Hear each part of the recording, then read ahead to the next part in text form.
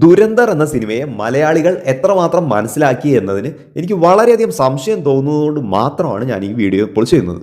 3 മണിക്കൂർ 34 മിനിറ്റ് ഡ്യൂറേഷനുള്ള വയലൻസിന് അമിത പ്രാധാന്യമുള്ള ഒരു സിനിമയാണ് ദുരന്തർ.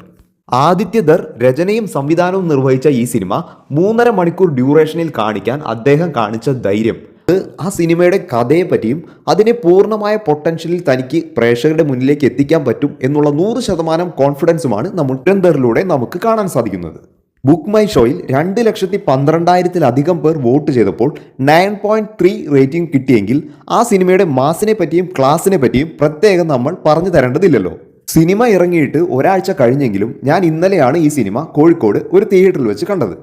സെക്കൻഡ് ഷോ ഹൗസ്ഫുൾ ആയിരുന്നെങ്കിലും 60%-ലധികം പേർ മലയാളികളല്ലായിരുന്നു എന്നുള്ളതാണ് സത്യം. മലയാളത്തിൽ കളങ്കാവലും എക്കോയും പോലുള്ള മികച്ച സിനിമകൾ ഓടുന്നത് കൊണ്ടായിരിക്കാം ചിലപ്പോൾ മലയാളികളുടെ ശ്രദ്ധ ദുരന്തറിലേക്ക് എത്താതെ പോയത്. അതുതന്നെയാണ് ഈ വീഡിയോ ഇപ്പോൾ ചെയ്യാനുള്ള കാരണവും. സിനിമയെ സ്നേഹിക്കുന്ന എല്ലാ മലയാളികളും കണ്ടിരിക്കേണ്ട ഒരു സിനിമയാണ് ദുരന്തർ.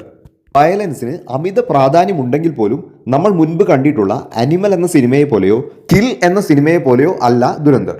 വളരെ ചടുലമായി നീങ്ങുന്ന കഥയും കഥാഗതിക്കനുസരിച്ചുള്ള വയലൻസുമാണ് സിനിമയിലുള്ളത്. സിനിമയ്ക്കുള്ളിലൂടെ പറഞ്ഞു പോകുന്ന രാഷ്ട്രീയത്തെ മാറ്റിവെച്ചാൽ വളരെ മികച്ച സിനിമയായി തന്നെ ദുരന്തറിനെ നമുക്ക് കാണണം. സിനിമയിലെ ഇന്റർവൽ വരുന്നത് 2 മണിക്കൂറിന് ശേഷമാണെങ്കിലും ആ 2 മണിക്കൂർ കഴിഞ്ഞു പോകുന്നത് അറിയാതെ പ്രേക്ഷകനെ കൊണ്ടുപോകാൻ അവർക്ക് സാധിച്ചു എന്നുള്ളതാണ് ആ സിനിമയുടെ അണിയറ പ്രവർത്തകരുടെ ഏറ്റവും വലിയ വിജയം. സിനിമയിലെ കഥാപാത്രങ്ങളെ കുറിച്ച് പറയുകയാണെങ്കിൽ നായകൻ രൺവീർ സിംഗ് മികച്ച പ്രകടനം കാഴ്ചവെച്ചിട്ടുണ്ടെങ്കിലും അക്ഷയ് ഖന്ന ചെയ്ത റഹ്മാൻ എന്ന കഥാപാത്രമായിരിക്കും സിനിമ കഴിഞ്ഞിറങ്ങുമ്പോഴും പ്രേക്ഷകന്റെ മനസ്സിൽ ഇടം പിടിക്കുക. അക്ഷയ് ഖന്നയുടെ സ്വാഗ്, സ്ക്രീൻ പ്രസൻസ് എല്ലാം തന്നെ സിനിമയെ മറ്റൊരു തലത്തിലേക്ക് എത്തിക്കുന്നുണ്ട്. വേൾഡ് വൈഡ് ബോക്സ് ഓഫീസിൽ നിന്നും 550 കോടിക്ക് മുകളിൽ ഇതുവരെ കളക്ട് ചെയ്ത ഈ സിനിമ മസ്റ്റ് വാച്ച് തിയേറ്റർ മൂവിയാണ്. വയലൻസിന് അമിത പ്രാധാന്യമുള്ള സിനിമ ആയതുകൊണ്ട് തന്നെ 18 വയസ്സിന് താഴെയുള്ള കുട്ടികളെ ഈ സിനിമ കാണിക്കാതിരിക്കുക എന്നാണ് എൻ്റെ അഭിപ്രായം. ദുരന്തർ എന്ന വാക്കിന് മലയാളത്തിലെ ദുരന്തം എന്ന വാക്കുമായി യാതൊരു ബന്ധവുമില്ല എന്ന കാര്യം ഞാൻ നിങ്ങളെ ഓർമ്മിപ്പിക്കട്ടെ.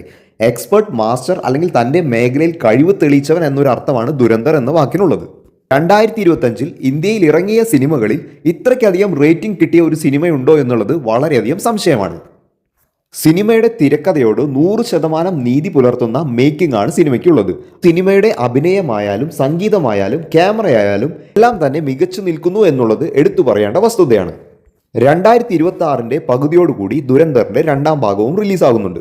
തന്നെ ദുരന്തറിന്റെ 1ാം ഭാഗം മിസ് ചെയ്യാതിരിക്കുക എന്നുള്ളതാണ് നമ്മൾ ഇപ്പോൾ ചെയ്യേണ്ട കാര്യം. ഡിസംബർ മാസം 18-ാം തീയതിയോടുകൂടി മലയാളത്തിലെ ക്രിസ്മസ് ചിത്രങ്ങൾ റിലീസ് ചെയ്ത് തുടങ്ങുന്നു എന്നുള്ളത് കൊണ്ട് തന്നെയാണ് ഇപ്പോൾ തന്നെ ഞാൻ ഈ ഒരു റിവ്യൂ അല്ലെങ്കിൽ ഈ സിനിമയുടെ വിശേഷങ്ങൾ നിങ്ങളോട് പങ്കുവയ്ക്കാനുള്ള കാരണം. ദുരന്തർ ഇന്ത്യൻ സിനിമ ചരിത്രത്തിൽ തന്നെ സ്വർണ്ണ ലിപികളാൽ എഴുതാൻ പോകുന്ന ഒരു സിനിമയാണ് എന്ന് മാത്രം പറഞ്ഞുകൊണ്ട് ഈ വീഡിയോ ഞാൻ അവസാനിപ്പിക്കട്ടെ. നിങ്ങൾ ഒരു കാരണവശാലും ദുരന്തറിന്റെ തിയേറ്റർ വാച്ച് മിസ് ചെയ്യരുത് എന്ന് പറഞ്ഞുകൊണ്ട് നിർത്തുന്നു. നന്ദി, നമസ്കാരം.